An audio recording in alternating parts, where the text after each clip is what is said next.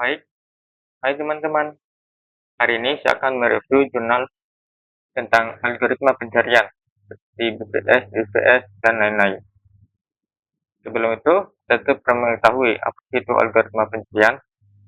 Algoritma pencarian itu merupakan bagian penting dalam kecerdasan buatan karena digunakan untuk menyelesaikan berbagai masalah kompleks. Dalam presentasi ini, saya akan membahas dua jurnal. Jurnal yang pertama itu meneliti penggunaan BPS dan DPS dalam menyelesaikan puzzle Sudoku. Sedangkan jurnal kedua itu membandingkan BPS, DPS, dan Hilkenbing dalam pencarian rute terpendek. Jadi, dari kedua jurnal tadi itu akan membahas kelebihan dan kekurangan nanti.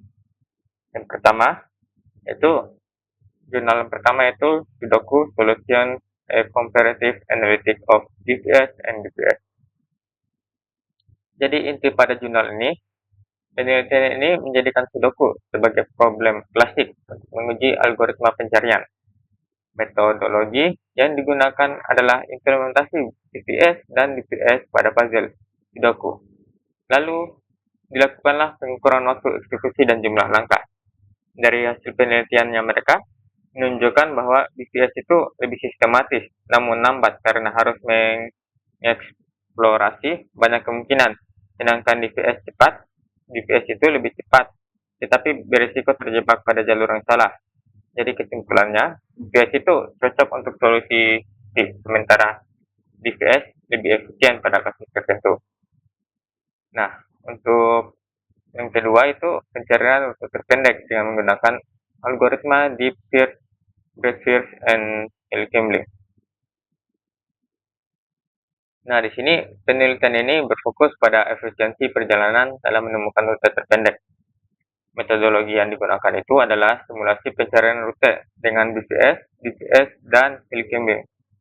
Hasil penelitiannya pada artikel ini menunjukkan bahwa BPS itu efektif untuk rute terkecil, jadi itu lebih boros memori lah.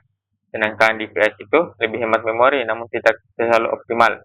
Dan Hilkenbing lebih cepat tetapi bisa terjebak pada lokal optimum. Jadi kesimpulannya di sini tidak ada algoritma tunggal yang paling unggul. Pemilihan itu harus disesuaikan dengan konteks masalahnya. Jadi intinya itu harus disesuaikan.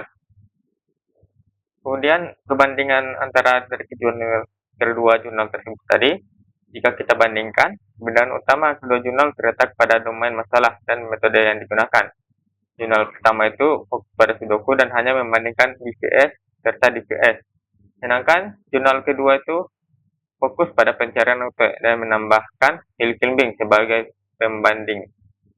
Dari sisi jurnal pertama, menekankan akurasi solusi puzzle, sedangkan jurnal kedua menekankan efisiensi perjalanan.